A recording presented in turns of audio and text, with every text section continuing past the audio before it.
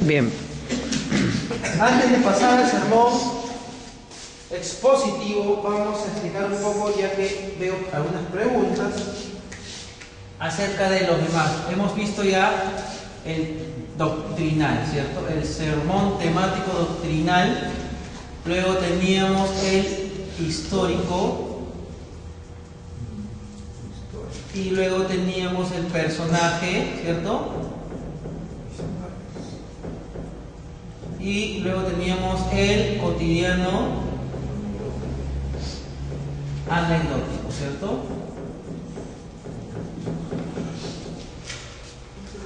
Por doctrinal ya hemos explicado de qué se trata, ¿cierto?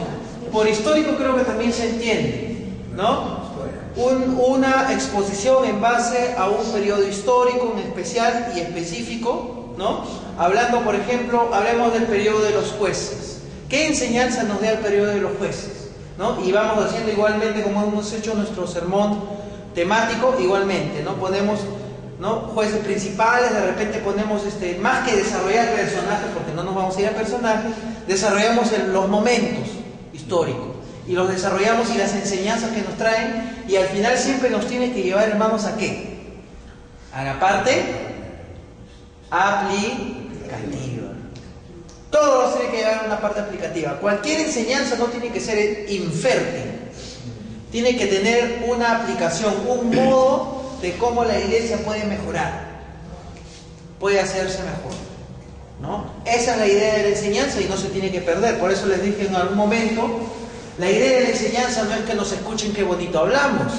La idea de la enseñanza es que la iglesia se edifique. Entonces, bien. Como personajes de igual manera, en vez de desarrollar un periodo o una historia, ¿no?, desarrollamos a un personaje.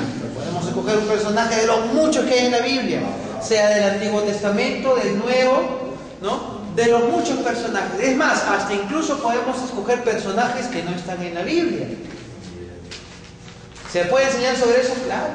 Si lo vamos argumentando bien en base a la Biblia, claro, de hecho que sí, ¿no? Y lo cotidiano anecdótico es lo que de repente no nos queda muy claro, ¿no? Cuando hablamos de cotidiano, estamos, como ya lo mencioné, estamos hablando de la cotidianidad, del día a día, del qué nos pasa cuando voy al mercado, cuando estoy cocinando, cuando voy a trabajar, cuando estoy en mi hora de recreo, de receso, estoy comiendo mi almuerzo, estoy subiendo el carro, pago mi pasaje, estoy con mis hijos, estoy en mi casa, estoy con mi esposa, con mi esposo, con mi familia, con mi padre, con mi madre, con mis vecinos, el día a día. Todas esas cosas que pertenecen a esa dinámica de vida es lo que vamos a llamar lo cotidiano. ¿Se entiende o no se entiende, hermanos? De ese día a día, hermanos, ¿ustedes creen que no puede sacar un tema? Cualquier cantidad. Solo es cuestión de sacar ideas, pensamientos. Hermanos, es increíble cuando nos podemos dar cuenta de que la Biblia no es el único modo en que Dios nos habla. Y con eso no quiero decirle que la Biblia no es la única palabra de Dios. Es la única palabra de Dios en la que nos basamos. Está la verdad de Dios ahí. Pero la Biblia se revela a veces con otras cosas. Y eso lo dice el apóstol Pablo bien clarito en Romanos, ¿no? Cuando dice que la gloria de Dios se expresa a través de las cosas hechas, ¿no? Todo lo que vemos, toda la maravilla que vemos de la humanidad, toda la maravilla que vemos de la naturaleza, toda esa maravilla proviene de Dios. Eso habla de Dios, predica de Dios. El salmista también decía, cuando, ¿no?, veo la obra de los cielos, la tierra, la obra de tus manos, dice, ¿no?, se maravilla. Entonces, hermanos, lo cotidiano también es una fuente de temas y de pensamientos para desarrollar. ¿Amén? Cuando hablamos de lo anecdótico, estamos hablando casi de lo mismo. Una anécdota es un hecho inusual. Por ejemplo, yo estoy caminando tranquilo como todos los días, pero de pronto me topo ahí con, no sé, con un testigo de Jehová. No me pasa todos los días. y de pronto me pongo a hablar con él y pongo a hacer un montón de cosas, ya, no me pasa todos los días. O de repente estoy caminando y de pronto me encuentro un paquetón de billetes y de pronto más allá veo a una persona que está buscando ahí desesperado. Es una situación inusual, no me pasa todos los días. Entonces, una anécdota es algo así. De ese día a día hay cosas que son inusuales, ¿no? Hay cosas que no nos pasan siempre. Esa es una anécdota. Entonces, también de ahí salen temas. Salen muchos temas. ¿Se entendió, hermanos? Podemos ya pasar al sermón expositivo. ¿Amén? ¿O alguna pregunta hasta aquí? El mismo esquema que hemos hecho del sermón temático, la misma forma de hacer las subdivisiones, las divisiones, llegar a la conclusión, tener nuestra introducción, nuestro título, sacarlo del tema, todo eso, el uso de textos también, yo estoy seguro que ustedes lo han estado viendo y observando y han estado sacando, pues hermanos, el provecho de la enseñanza. Estoy seguro que ya no hay que repetirlo, ¿no? Así que, ¿alguna pregunta, hermanos, sobre esto para pasar ya a los sermones expositivos? ¿Ninguna? Muy bien, entonces, sermón expositivo, el último. Con esto terminamos nuestra clase.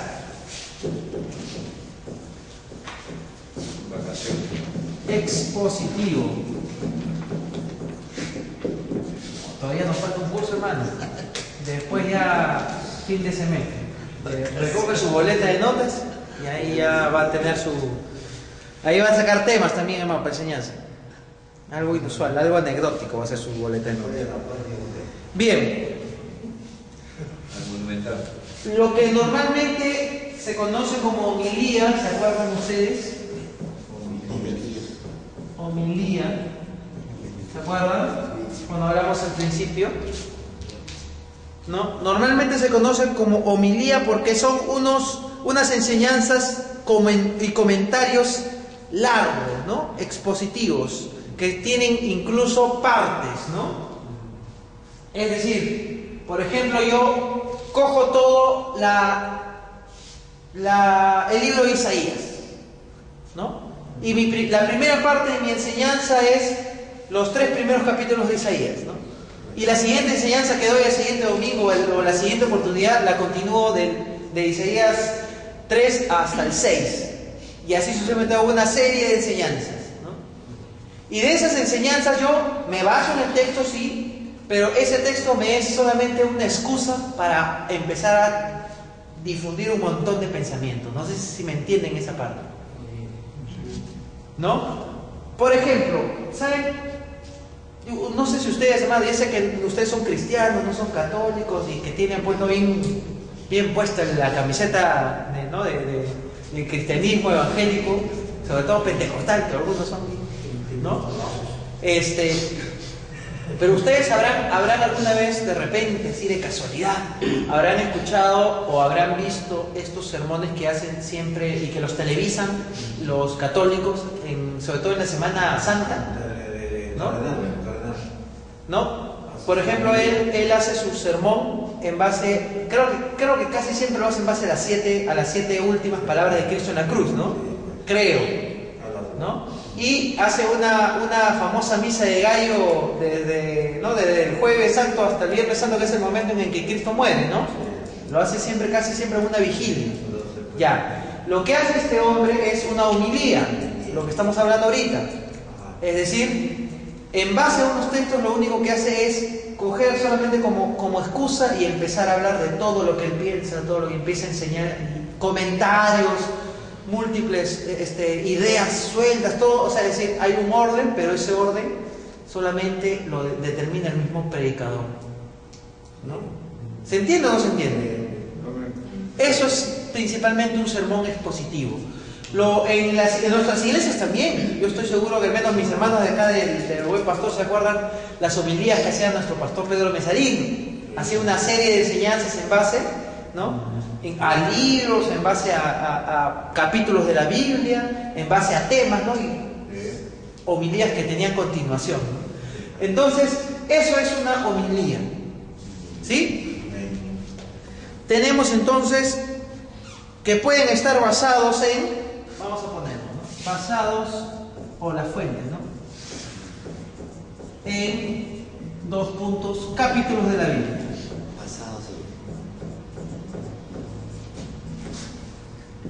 Capítulos, no textos. Capítulos. Capítulos completos. ¿Amén? Claro, también está en parábolas, ¿no? En historias y parábolas. ¿Amén? Y en una serie de versículos que detallan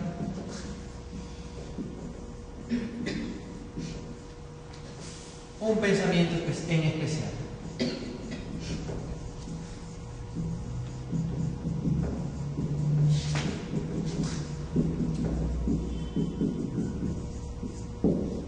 Amén. Creo que está claro, ¿no? Cuando hablamos de capítulos de la Biblia, ya no estamos hablando de que vamos a hacer nuestra enseñanza en base a versículos, a porciones, no, ya. Las homilías normalmente se basan en porciones largas, ¿no? Por eso que son un poco más largas. Por eso, para hacerlas más fluidas, algunos predicadores lo que hacen es dividirlas, ¿no? Uno un día, el otro día, para no aburrir a la gente. Pues hacemos un sermón de las 3 horas o de las 6 horas, hermanos, olvídese. Es más una tortura que una edificación.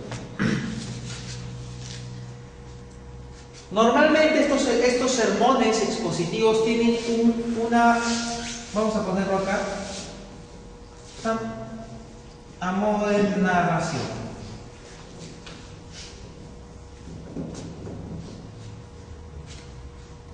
Tienen pendiente la narración y los comentarios. ¿Se basa? ¿Cómo? ¿Narración se basa? No. Esto ya es otro. Esto está basado en, y acá por eso lo he puesto en plumón azul, porque es diferente. Acá estoy poniendo más o menos cómo son llevados a cabo, ¿no? Voy a ponerlo acá para que no se me confunda. ¿Ven?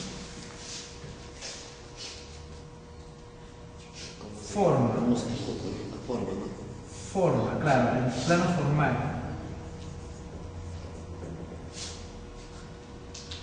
Forma de desarrollarlos. Por eso, para hacer una homilía o un sermón expositivo, el predicador tiene que estar preparadísimo. Porque acá sí tiene es decir, todo lo que les hemos enseñado anteriormente, hermanos, todo eso está sintetizado acá. O sea, acá yo puedo hacer sermones textuales mezclados con temáticos, con doctrinales, con históricos, con personajes, todo. Pero yo tengo que tener la capacidad de no hacer que la gente se me maree, se me atonte, ¿no? Que no se me empache, sino que reciba una buena enseñanza coherente, ¿no? Que a pesar de que coge porciones largas y que tiene comentarios diversos y que tiene narraciones diversas, la gente se quede con una buena impresión, ¿cierto? Bien. La forma de desarrollarlos, ¿no? Como les digo, a modo de narración con comentarios, ¿no? Y es fácil también, por ejemplo, ver ejemplos de esto, hermanos. Ustedes alguna vez han oído hablar de las Biblias comentadas, ¿cierto? ¿Amén? ¿Alguien ha oído hablar de la Biblia comentada o de comentarios bíblicos? ¿Alguien ha oído hablar de eso? ¿No? Creo que la más conocida es la de la Biblia de Thompson, ¿no? Con comentarios de Thompson, que es bien conocida. Es decir, ¿cómo son estas Biblias? Bueno, para los que no lo han visto, ¿no? Está el texto, ¿no? Todo el texto tal como está, ¿no? Como tenemos nuestra Biblia.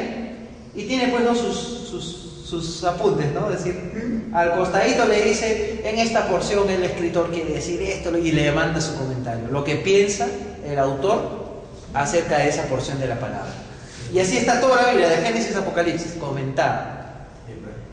Si tiene la oportunidad de conseguirse una Biblia comentada, cómpresela o préstesela. No creo que se la copie, ¿no? Porque para copiarla está bien difícil, ¿no? Pero sí, las Biblias comentadas son muy interesantes porque nos expresan justamente lo que estamos hablando, los pensamientos de las personas. Y esos pensamientos siempre cuando están basadas en la Biblia y no se están centrando por unas tonterías que están por ahí, siempre son interesantes, ¿no? Escuchar los comentarios y los pensamientos de gente inteligente, hermanos, siempre es interesante, ¿no? Bien. Les decía ese ejemplo porque más o menos ahí podemos ver también cómo es, ¿no? Una homilía o un sermón expositivo también, ¿no? A través de comentarios o narración. Bien, hermano, ¿se entendió entonces esto? ¿Se entendió alguna duda hasta aquí? Una pregunta. Dígame, hermano. El sermón expositivo, claro, usted dice que el expositor tiene que estar bien capacitado, yo lo sé, pero tiene que definir algo exclusivo, puede hablar de varios temas a la vez. El sermón expositivo expone varias realidades a la vez. No necesariamente. Acuérdense que tenemos un pensamiento especial, es decir, siempre, sea un sermón textual, temático o expositivo, siempre hay algo, una intención. Siempre hay algo. Siempre hay una intención. Esa intención que usted tiene, es decir, por ejemplo, ¿por qué voy a predicar a mis hermanos? ¿Qué quiero de mis hermanos? ¿Qué quiero enseñarles? ¿Qué quiero que aprendan? Eso tiene que estar claro. En base a esa idea en especial, en base a esa idea central, yo puedo lanzar ideas que están conectadas. Y puedo dar historias o comentarios o narraciones que están conectadas, ¿no? Que no están tan lejos, ¿no? Como para que se vaya, pues, ¿no? Que le esté hablando, pues, ¿no? de matrimonio y la termine hablando de diezmo. Tiene que estar conectado, pero siempre la idea es que sea, pues, ¿no? Versátil y bastante fluido, ¿no? Y que no se centre solamente en un tema, como sucedía en los sermones temáticos, ¿no? Nos centramos en algo exclusivo, pero acá no. Acá tenemos una idea central y esa idea central la desarrollamos así de forma un poco más extensa, ¿no? Se desarrolla de una forma más extensa, entonces se hace un poco más interesante, ¿no? No es como, por eso le digo, es como que acá, hermanos, es como que acá la homilía, incluso hasta algunos, la homilía no las escriben, incluso algunos, no simplemente, no sale de la mente, ¿no? Lee una porción y dice, bien, hermano, y les comenta. Algunos, no digo que sea lo adecuado ni lo óptimo, pero a veces ya tienes un entendimiento de la palabra tal que ya puedes hacer. Te puedes dar ese lujo. ¿Es apropiado o no es apropiada esa activación? Cuando está preparado, se puede hacer.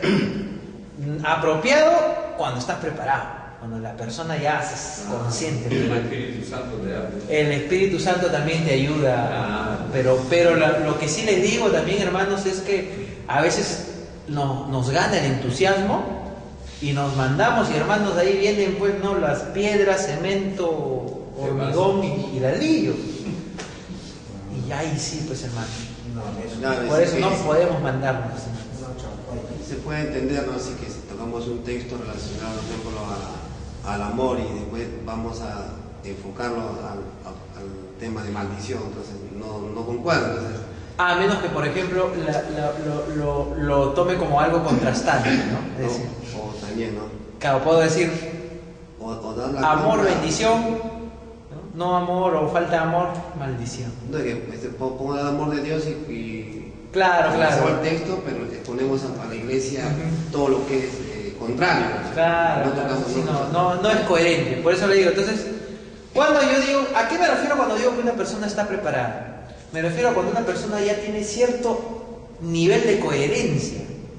Coherencia quiere decir el orden de ideas, ¿no? Es decir, por ejemplo, yo le estoy desarrollando un pensamiento, ¿no? Y como dice el hermano, después me voy a otro y totalmente diferente. Eso no es un orden de ideas, ¿no?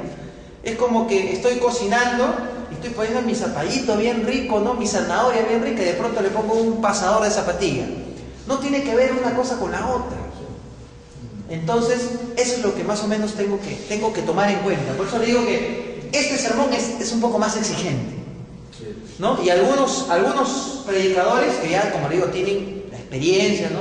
y han estudiado bastante, se dan el lujo de incluso no escribirlos, ¿no? De incluso simplemente leer la porción y comentar y comentar y comentar de lo mucho que se puede comentar una porción bíblica. Pero acuérdense que siempre es agradable escuchar a alguien que tiene palabras pues coherentes, que tiene ideas interesantes y que no pues son interesantes solamente para él. Amén. Bien, entonces ya que está claro todo esto, ¿ustedes quieren que le haga un ejemplo de esto? Porque va a ser un poco extenso, pero les puedo hacer un ejemplo entonces. Ok, vamos a hacer un... ¿Puedo borrar? Ya lo empecé a borrar. Yo quería tomar este pedazo de tiempo que nos queda, hermano, que es tan valioso nuestro tiempo. Nuestro tiempo no es oro, nuestro tiempo es vida, hermano. La vida es más que el oro. Quería tomarlo para que podamos practicar un poco nosotros. Pero vamos a hacer entonces un ejemplo de sermón expositivo. ¿Eh? Entonces, por ejemplo, hablemos de las bienaventuranzas.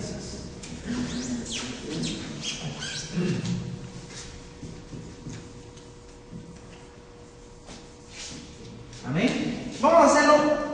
Ahora, yo no quiero hacer pues no un sermón así estrictamente de la bienaventuranza, entonces no vamos a hacerlo como ejemplo de una forma más fluida y más rápida para que ustedes me puedan entender.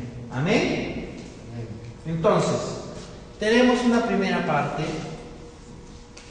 en la que hablamos hombre, Dios.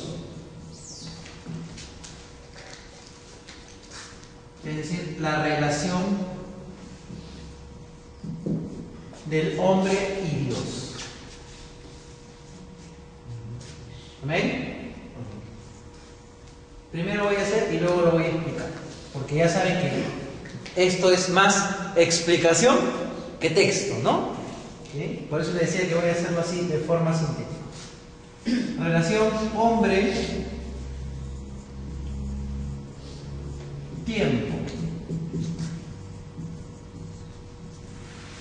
¿Sí?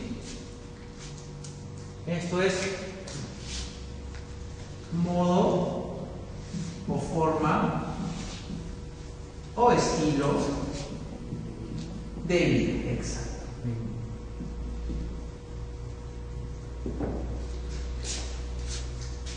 Y como último, relación hombre-hombre.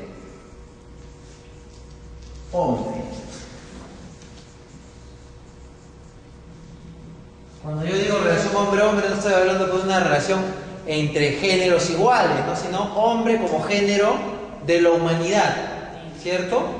Hombre y mujer, ¿no? O varón y mujer, mejor dicho, ¿no? Aunque la Biblia le dice varona, ¿no? Qué extraño, ¿no? Pero varón y mujer, pero la relación, en otras palabras, prójimo, ¿cierto? O mejor, vamos a ponerlo más claro. Yo y mi prójimo.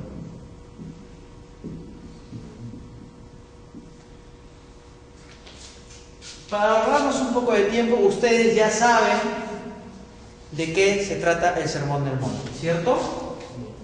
Entonces hago una introducción. Perdonen que no la haya hecho antes, me olvidé, pero ahora la voy a poner. Como introducción, hago mi pequeña narración del contexto histórico, social y religioso del Sermón del Monte.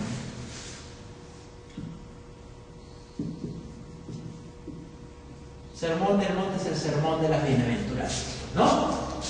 Amén. ¿Amén? Eso lo pongo como introducción. Es decir, como introducción empiezo a hablar acerca de ese periodo. Estamos hablando de un periodo en el cual Israel vivía bajo el dominio de los romanos. Y que no solamente vivía bajo su dominio, sino bajo la opresión de los romanos. A través de los impuestos, a través de las múltiples leyes e imposiciones legales que les alejaban cada vez más de su cultura y los convertían a los judíos cada vez más en seres sincréticos, ¿no? Sincretistas, mejor dicho, ¿no? Que están mezclando su cultura con algunas costumbres paganas. Aparte de eso, va también desgastando, ¿no? su propia identidad de pueblo, y va pues, ¿no? también alejándolo de la esperanza que tienen como pueblo de Dios. Los va desanimando y dicen, ¿cómo nosotros siendo pueblo de Dios vivimos en esclavitud? Y sobre todo con esta gente bárbara que empieza, ¿no? Se dan cuenta. Entonces, luego empiezo a hablar del periodo histórico. Y aparte de que Israel está en esclavitud, ¿qué más sucedía? ¿Qué más pasaba en ese entonces? Empezó a resurgir, ¿no? Estamos hablando del contexto histórico social, empezaron a resurgir muchas revueltas. Usted se acordará de los más famosos de las revueltas fueron los macabeos, ¿no? ¿Se acuerdan de los macabeos? ¿Alguno de ustedes ha escuchado de los macabeos? ¿No? Están en los libros apócrifos, claro, en los libros deuterocanónicos, mejor dicho, ¿no? Porque apócrifo significa falso o falsificado, ¿no? Pero en realidad no son libros falsos. O sea, sí son libros que se certifican que han sido de cierta época, escritas en cierta época, y no son libros que recién los han escrito como para rellenar la Biblia. Entonces la mejor definición son deuterocanónicos. ¿Amén? Deuterocanónicos es mejor. ¿Por qué? Porque no pertenecen al canon, pero sin embargo lo que en ellos está escrito sí es algo, pues, ¿no? Que si es histórico, sí sucedió. Por ejemplo, en el caso del libro de los macabeos, sí es una historia, sí fue una historia real. ¿Amén? Ahí hay muchos otros libros, ¿no? Sirac, ¿no? Sabiduría, hay una serie, Eclesiástico, creo que hay otro. Hay una serie de libros más que están ahí, que son interesantes, como lectura y como referente histórico de repente, y como algunas cosas, pero no para hacer doctrina, ¿no? Porque no son parte del canon. Bien, entonces, según el contexto histórico social, mencionábamos de que había muchas revueltas. Es decir, había gente que entendía que pues la fidelidad a Jehová era, pues, no rebelarse en armas contra los romanos, ¿no? Entonces hubieron muchas de estas revoluciones, y que pues lamentablemente terminaron pues en matanzas, ¿no? En matanzas. En la época de Jesús estaban muy de moda los famosos celotes y los famosos sicarios. Ustedes han oído hablar de los sicarios, ¿no? Los sicarios que a veces ya se ponen ahí, los de la barra brava se ponen nombres sicarios, ¿no? Pero los sicarios eran asesinos ocultos, ¿no? Es decir, era gente que manejaba, primero que nada manejaba unas armas especiales, ¿no? Y que tenían objetivos estratégicos, ¿no? Es decir, como sabían que, por ejemplo, los judíos y los grupos revolucionarios eran muy poquitos, lo que hacían era detectar un blanco, ¿no? Por ejemplo, ya vamos a matar al procónsul o al centurión o a tal, ya que está el momento en que va a comprar pan, el momento en que va a recoger el agua, ya venimos así, sin hacer mucho alboroto, venimos, les cantamos la daga en el vientre, lo matamos y nos vamos, y no pasó nada. Entonces, esa era la famosa táctica de guerra de guerrillas, ¿no? Que todavía se sigue usando hasta la fecha, ¿no? Grupos reducidos que pueden enfrentarse a grupos más amplios. Bueno, toda esta es historia pues adicional, estamos haciendo una homilía, ¿no? Entonces, en esa época los sicarios y los celotes, que eran gente legalista, lo que nosotros conocemos actualmente como legalistas, ¿no? Pegado ahí al pie y letra de lo que dice la palabra de Dios, pero sin interpretarla bien, sino teniendo pues una postura así totalmente impermeable, ¿no? Es decir, que no quiere cambiar por nada, y así testaruda, cabeza hueca, cabeza dura, mejor dicho, ¿no? Entonces, esas personas que eran fanáticos, pues no, ya era gente muy estaba muy de moda en la época. Muchos de los discípulos de Jesús pertenecían a esos grupos armados. Y bueno, entiéndase todo esto como que era un momento en el cual la gente ya estaba cansada del yugo de imposición de los romanos, de la esclavitud. Estaba cansada de los impuestos y del abuso, ¿no? Entonces, ¿qué pasaba? Que la gente simplemente estaba esperando que el Mesías, si llegara, estaba esperando un Mesías prometido. Y lo esperaba así con expectativa. Y lo segundo era que no solamente lo esperaba, sino que esperaba que ese Mesías derrotara militarmente a los romanos. Es por eso que muchos de esos líderes de esas guerrillas de ese entonces eran pues considerados algunos al nivel de Mesías, cuando en realidad no lo eran caudillos nada más, ¿no? Bien, entonces durante todo ese contexto se da, y esa es solamente mi introducción, fíjese usted. Y ya los estoy viendo ya cabecear. Entramos de lleno a nuestra parte de nuestra homilía, la relación Dios con el hombre. Cristo vino a decirnos, a mostrarnos primero algo muy importante, que nos hablaba de Padre. Mi Padre y vuestro Padre, le decía Jesús. Nadie había hablado así anteriormente. ¿Qué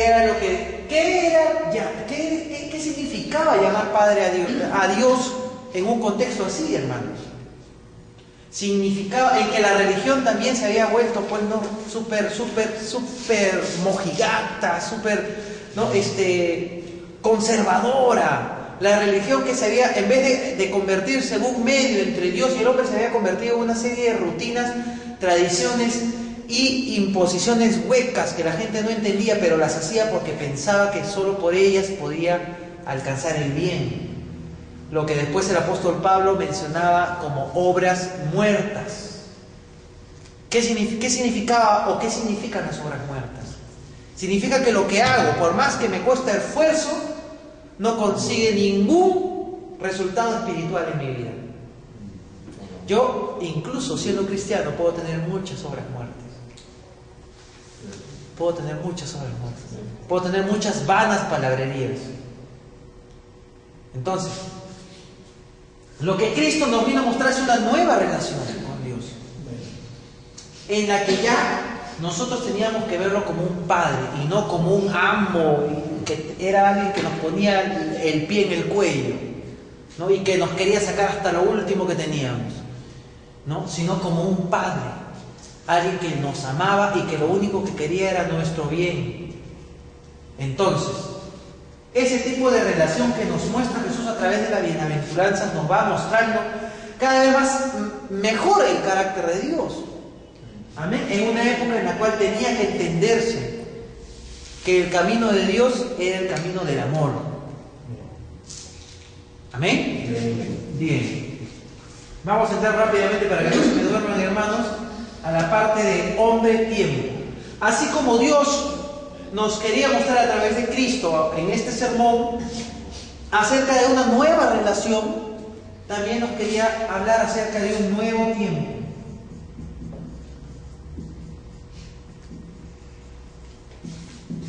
De la gracia. Amén. Nos quería hablar acerca de qué significaba ahora lo que Cristo dijo. Oísteis que fue dicho, pero yo les digo. ¿Se dan cuenta? Estaba dejando atrás toda una tradición en la cual, como él bien decía, ¿no? Había gente que ponía piedras ¿no? Yugos inmensos en la gente, y que ellos mismos no querían cargar ni una sola milla, ¿no? Ponían cargas pesadas en la gente, y esas costumbres religiosas, esas tradiciones huecas, esas obras muertas fueron las que Cristo quiso enseñar de que ya se acabó, estamos en un nuevo periodo. este periodo es el periodo de la gracia. Y empezó a enseñar en base a eso, ¿no? Porque el periodo de la gracia no solamente está en el favor de Dios hacia el hombre, no, sino un nuevo entendimiento acerca de cuál era la ley. Por eso cuando Cristo dijo, fíjense cómo era esto, ¿a qué se refiere con el periodo de la gracia? Fíjense, cuando Cristo empezó a decir en el sermón de la bienaventuranza, dice, oíste que fue dicho, no adulterarás, pero yo les digo que adulterio no es solamente estar con una mujer que no es mi esposa. Es decir, la acción no es adulterio, sino dice, cualquiera que mira a una mujer y la codicia en su corazón, ya adulteró. O sea, ¿qué cree? El periodo de la gracia no es, nosotros entendemos a veces la gracia como una especie de permiso y facultad de hacer todo lo que queramos porque Dios nos va a perdonar, pero no es así. Es un nuevo entendimiento de cómo funcionan las cosas con Dios. El periodo de la gracia significaba que ya no se trataba de lo que hago, sino del por qué lo hago. Cuando la ley estaba específicamente con prohibición, y es más, hasta la fecha, hermanos, aquellos que predican el evangelio de la prohibición, nos dicen, no hagas, no hagas, no hagas, no vayas a esto, no escuches esta música, no te pongas esta ropa. Todas esas prohibiciones lo único que hacen es simplemente hacer obras muertas, porque no nacen del corazón. Lo que Cristo quería decirnos con el periodo de la gracia era que ya no se trataba de lo que haces, sino por qué lo haces. ¿Tú piensas que solamente mentir es expresamente decir algo que no es cierto? Cuando mentir a veces puede ser hasta a veces decir una media verdad o hasta a veces no decir una verdad. ¿Por qué? Porque ¿cuál es mi motivación? No ser perjudicado. ¿Tú piensas que de repente matar, ¿no?, es asesinato, es una acción cruel y despiadada? Pero a veces uno mata sin necesidad de agarrar un cuchillo o un arma. Me hiciste una, ni más, y lo matamos. Y a veces no solamente eso, sino matamos a la gente por sus errores, como si nosotros no tuviéramos errores. Nos convertimos en verdugo y juez. Juez y verdugo, ¿no? Alguien que se equivocó, se acabó.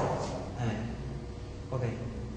Alguien que se equivocó, ya. No, ese pastor no, ¿qué me va a enseñar? ¿Qué me va a enseñar ese hermano que él hace esto, hace el otro, hace el otro? No estamos entendiendo la gracia. Y eso fue lo que nos vino a enseñar Jesús. Un nuevo tiempo, una nueva época. Que el hombre tenía que ser, si hay un nuevo tiempo, el hombre tenía que ser un nuevo hombre. Y ya para terminar, la relación yo y mi prójimo.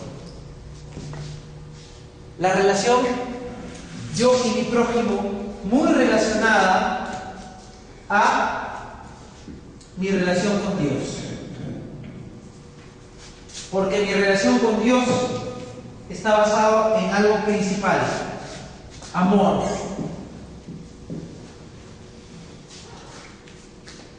El amor no es aquello que simplemente se da y no se espera recibir. El amor sí tiene expectativas, sí espera, pero el amor no exige, que es diferente. Dios nos ama y espera mucho de nosotros, pero no nos exige, porque disfruta cuando nosotros tenemos actos voluntarios y no obligados. Entonces, yo y mi prójimo significa casi lo mismo que puedo relacionarlo a lo que dijo Juan. Si yo digo amar a Dios, que no veo, ¿cómo puedo decir que amo a mi prójimo que sí veo? O mejor dicho, ¿cómo puedo decir yo que amo a Dios que no veo y no amo a mi prójimo que sí veo? Entonces, todo el bien que yo quiero hacer por Dios no significa que solamente tengo que comportarme como un santurrón frente a Dios, sino significa que ese comportamiento que yo tengo de respeto y de reverencia hacia Dios tiene que extenderse hacia los demás. Entonces, es un nuevo hombre también. Estamos hablando de una relación de yo con mi familia, con mis amigos, de una relación con mis enemigos. Porque acuérdense que una parte importante de ese sermón dice, ¿qué dice? ¿No? ¿Oíste que fue dicho? ¿No? ¿Qué pasa? Dice la Biblia, diente por diente, ojo por ojo, dice la Biblia. Oíste que fue dicho, pero yo les digo que si alguien te lanza una bofetada, dale la otra. ¿No? Si alguien te pide cargar una milla, ve con él 2. ¿Qué significaba eso, hermano? ¿Qué significaba eso? ¿Qué significa dar la otra mejilla? Tener una actitud sumisa, ¿no? Vasallada y permitir el abuso constante de la gente. No, significa enseñar el bien sin hacer mal. Es decir, me hacen mal, yo no pago mal por mal. Me hacen un mal, yo te hago un bien. ¿Qué significa eso? Que yo estoy demostrando lo que dice Jesús en ese sermón. Sean ustedes dignos como su Padre, ¿no? Sean dignos hijos de su Padre, que no hace mal a quienes le hacen mal. Entonces, ese tipo de relación es la que Cristo nos vino a enseñar. Esto, hermanos, que hemos hecho es un resumen de una homilía. Ustedes se pueden dar cuenta que yo puedo continuar horas y horas solamente en esto. Y ustedes lo pueden hacer también. ¿Amén, hermanos? Bien, hermanos. Entonces, hasta aquí yo ya terminé el curso. Mi duda era si hacemos la próxima semana la práctica, si van a venir, es mi duda, porque hoy han faltado varios. Y no vaya a ser que la próxima semana yo tome mi taxi para venir rápido y no encuentre a nadie. Me voy a sentir mal. Venga, nomás, hay que